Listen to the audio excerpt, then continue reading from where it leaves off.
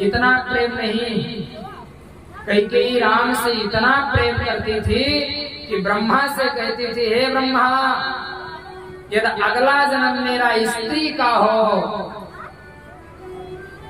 जो विध जन्म दियई करे छोहु, होहि राम से पूत पतोहु। हे ब्रह्मा, यदि अगला जन्म मुझे स्त्री का देना तो मेरे कोख से राम को जन्म देना, और पतोहु के पुत्रवधू के रूप में सीता जानकी को देना। जो विध जन्म देकर छोहु, होहि राम से पूत पतोहु। लेकिन हुआ क्या, जो माँ कैकेयी प्रभु राम से इतना प्रेम करती थी, उस माँ कैकेयी के प्रेम को एक मंथरा के कुसंग ने अलग कर दिया। एक मंथरा के कुसंग ने, जो कैकेयी प्रभु राम से इतना प्रेम करती थी, उस कैकेयी और राम के प्रेम को मंथरा ने तिरोहित कर दिया, अलग कर दिया, दूर कर दिया। यहाँ तक कि जो अयोध्या के लोग अभी तक मंथरा को गाली देते थे, वो अयोध्या के लोग जहाँ तहाँ देवी कैकेयी। एक बात और बताओ, जब आप बुरे व्यक्ति के संग में फंसेंगे और आप बहुत अच्छे होंगे, तो आप बुरे व्यक्ति को अपनी तरह बना सको कि ना बना सको, इसमें संदेह है। लेकिन बुरा व्यक्ति आपको अपनी तरह बना लेगा, इसमें कोई संदेह नहीं है। आप बोतल खोलने वालों के संग में 2, 4, 10 दिन रहना प्रारंभ कर दो। आप कंठी माला रोज जपते होंगे, उस व्यक्ति के हाथ में कंठी माला दे पाओ कि ना दे पाओ संदेह है। लेकिन बोतल खोलने वाला व्यक्ति आपको 1 महीने के भीतर बोतल खोलना जरूर सिखा देगा। माँ कैकेयी प्रभु राम से बहुत प्रेम करती थी।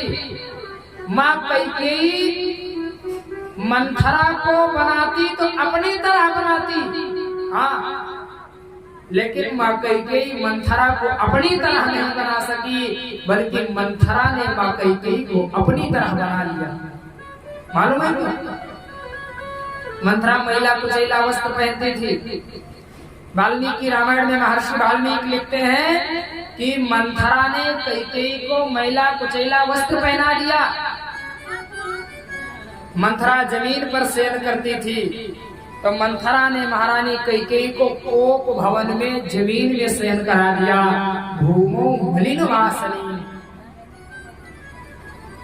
कहाँ तक कहूँ, अंतिम बात इतना कह दूं कि मंथरा का कुसंग इतना प्रभाव डाला कि मंथरा का कोई पति नहीं था, तो महारानी कैकेयी को विधवा बना करके छोड़ दिया।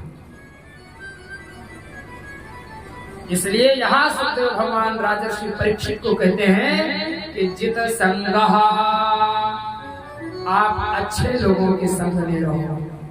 दुसंगा सर्वथा त्यजे, जो दुष्ट प्रवृत्ति के लोग हों उनका साथ छोड़ दो। अच्छा बनने में समय लगेगा, बुरा बनने में कोई समय नहीं लगेगा। जीवन भर की कमाई बुरे व्यक्ति के संग में पड़ जाओ तो एक दिन में चली जाएगी, एक दिन में नष्ट हो जाएगी। दादा परदादा पिता का कमाया हुआ नाम कुपुत्र नालायक बेटे 2, 4, 10 दिन में डुबो देते हैं। इसलिए जित संगः, संग को जीतो। जितेंद्रियः, अपने इंद्रियों को जीतो। समझ रहे? इंद्रियों को जीतने का मतलब यह नहीं जैसे श्रवण इंद्रिय मतलब कान का काम है सुनना, तो ऐसा नहीं होगा कि आप कान को काट करके फेंक दो, ऐसा तो नहीं हो सकता है। नेत्रेंद्रिय, नेत्र का काम है अच्छे सुंदर रूप देखना, तो ऐसा तो नहीं हो सकता आप आँख को फोड़ दो। हाँ, भक्तमाल आदमी ऐसी कथा आती है कि भगवान के भक्तों ने अपने आँख को भी फोड़ दिया, ऐसी कथाएं भक्तमाल में हैं। हाथ का काम है अच्छे रूप का स्पर्श करना, अच्छी वस्तुओं का स्पर्श करना, तो ऐसा नहीं हो सकता है कि आप हाथ को काट करके फेंक दो। लेकिन ऐसा जरूर हो सकता है कि हाथ जो चाहे उसका स्पर्श आप ना करें, बल्कि आप जो चाहें उसका स्पर्श हाथ करें। आप कान को काट करके फेंक नहीं सकते हो प्यारे, लेकिन इतना जरूर हो सकता है कि कान जो चाहे वह आप ना सुनो, बल्कि आप जो चाहो वह कान सुनो। बात समझ आ रही है?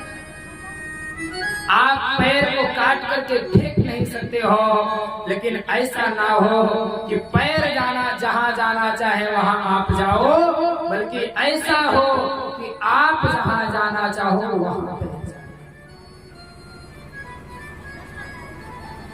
जित संगः जितेन्द्रियः। पहला शब्द है अपने आसन को जीतो, श्वास को जीतो, संग को जीतो, अच्छे व्यक्तियों के संग में